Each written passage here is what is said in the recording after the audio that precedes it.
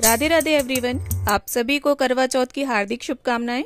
दोस्तों, आज की इस वीडियो में हम करवा चौथ पूजा की संपूर्ण विधि जानेंगे कि किस प्रकार से हमें करवा चौथ व्रत में पूजन करना चाहिए। करवा चौथ व्रत में पूजा मुख्य रूप से शाम के समय की जाती है। सुबह के समय संकल्प लेकर साधारण रोज की तरह पूजा की जाती है और शाम के समय प्रदोष काल में या गोधूली बेला में इसका विशेष रूप से पूजन किया जाता है। महिलाएं इसे ग्रुप में भी करती हैं और अगर आप अकेले हैं तो आप इस तरह से भी पूजन कर सकते हैं। तो देखिए, मेहंदी वगैरह आप एक दिन पहले ही लगा लें और पूरे 16 श्रृंगार करके इस पूजन को किया जाता है।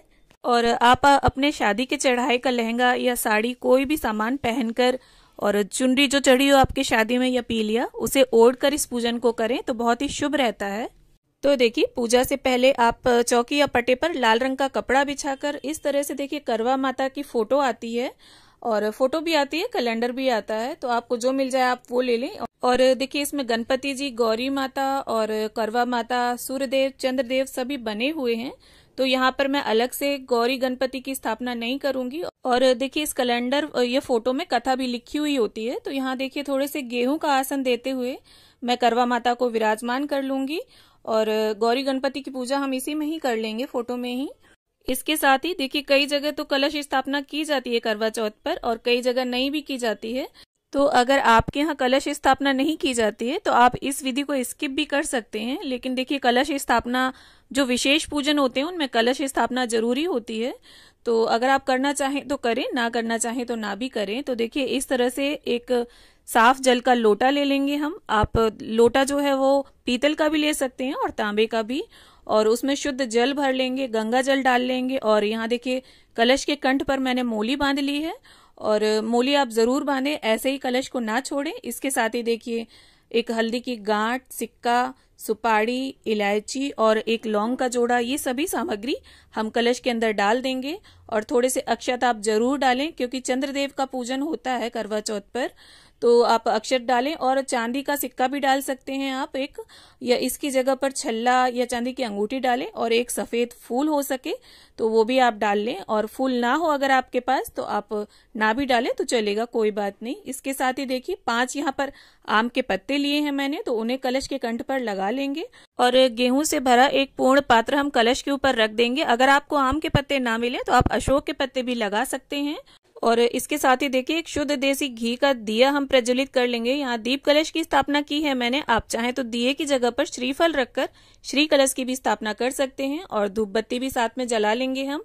अब हम अपने करवे तैयार कर लेते हैं। तो ये देखिए, जो छेद वाले मिट्टी के कलश होते हैं उन्हें करवा बोला जाता है। यहाँ पर सजा हुआ करवा लिया है मैंने, डेकोरेटेड करवे आते हैं मार्केट में करवा चौथ के टाइम पर, तो आपको आसानी से मिल जाएंगे। अगर ना मिले तो आप प्लेन भी ले सकते हैं।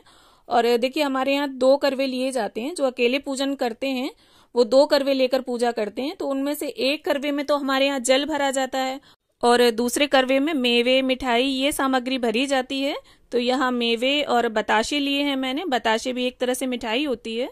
तो ये सामग्री हम भर लेंगे। और बहुत सी जगह पर करवे में अनाज भरा जाता है, चिवड़ा भरा जाता है, या बहुत सी जगह पर गुलगुले, पूड़े, पूड़ियाँ, ये चीजें भरी जाती हैं। तो जैसा भी आपके यहाँ चलन है आप वैसा कर लें।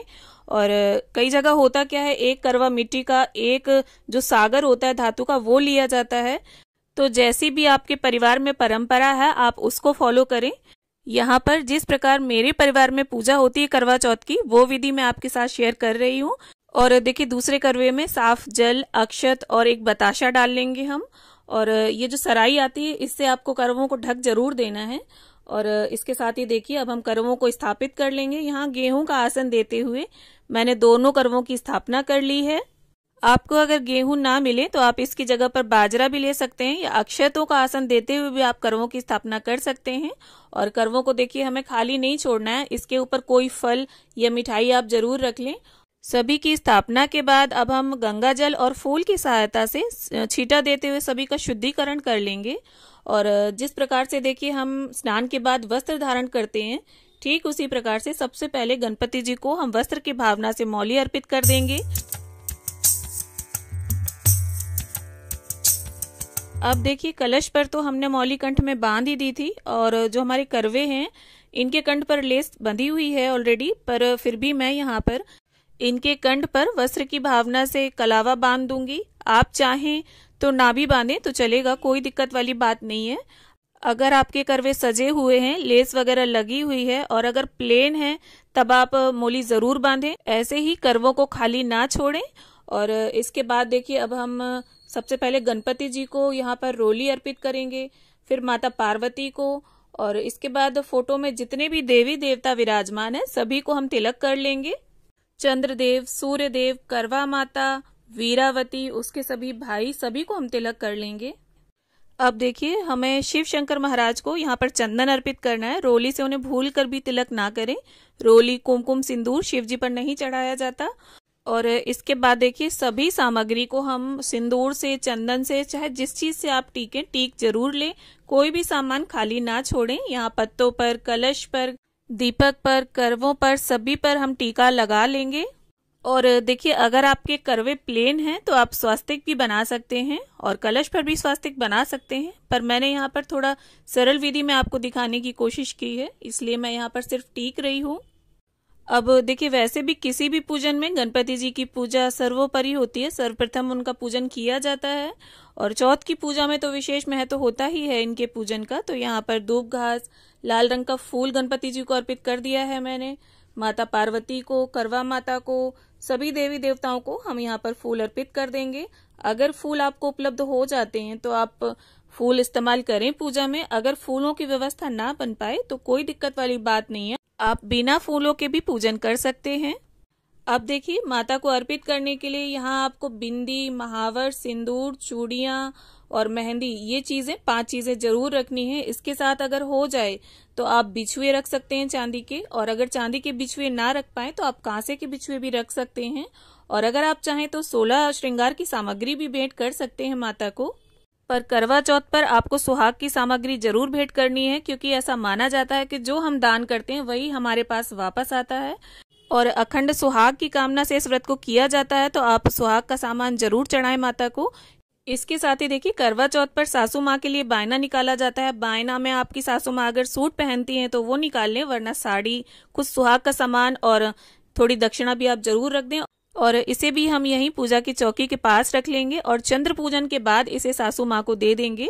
और ये देखिए यहाँ पर महावर आप घोल लें या आलता घोल लें, जो भी आपके यहाँ शुभ माना जाता हो, जो भी आपके यहाँ चलता हो। और इसे आपको करवा माता को और पार्वती माता को अर्पित जरूर करना है। और ये जो जूठा महावर या आलता होगा उसे आप बाद में प्रसाद के रूप में इसे लगा लें, और अगर ग्रुप में है तो सभी लोग, सभी महिलाएं इसे लगा लें। इसके साथ ही देखिए करवा माता को यहाँ पर हम चुनरी भेंट कर देंगे। अब घर में जो भी आपने मीठा पकवान बनाया हो उसका भोग आप लगाएं, या मिठाई का, बताशे का, जिसका भी भोग आप लगाना चाहें उसका भोग लगाएं। और देखिए चौथ की पूजा में, करवा चौथ की पूजा में 4 की संख्या का विशेष महत्व होता है। तो या तो आप 4 तरह के फल ले सकते हैं या कोई भी फल 4 की संख्या में भी लिए जा सकते हैं। और इसके साथ ही देखिए सीधे हाथ में थोड़े से गेहूं, चावल या बाजरे के कुछ दाने लेकर हम करवा चौथ व्रत की कथा पढ़ लेंगे।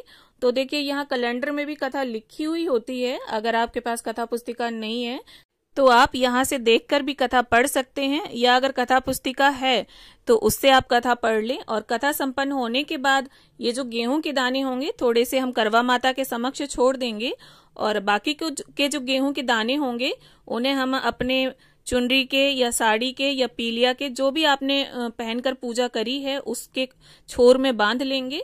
और इसके बाद जब हम चंद्र पूजन करेंगे तब ये गेहूं के दाने हम चंद्रदेव को अर्पित करेंगे, उसी कलश में डाल लेंगे। और यहाँ देखिए थोड़ा सा पानी लेकर ये जो हमने बायना निकाला था इसको हम 3 बार जल फेरते हुए मिनस लेंगे।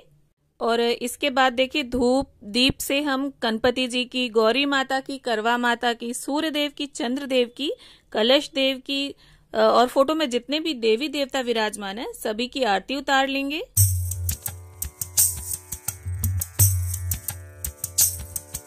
अब देखिए आरती संपन्न करने के बाद फूल और गंगा जल की सहायता से 3 बार जल की फेरी देते हुए हम समस्त पूजा का आचमन कर लेंगे, शुद्धिकरण कर लेंगे।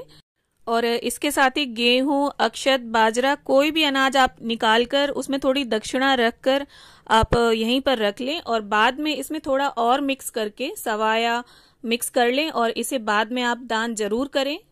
अब देखिए, वैसे तो सभी सामग्री हमने माता को भेंट की है, पर इसमें से देखिए बिंदी निकालकर हम माता को अर्पित कर देंगे और करवा माता से अपने पति के अच्छे स्वास्थ्य और लंबी आयु के लिए प्रार्थना कर लेंगे।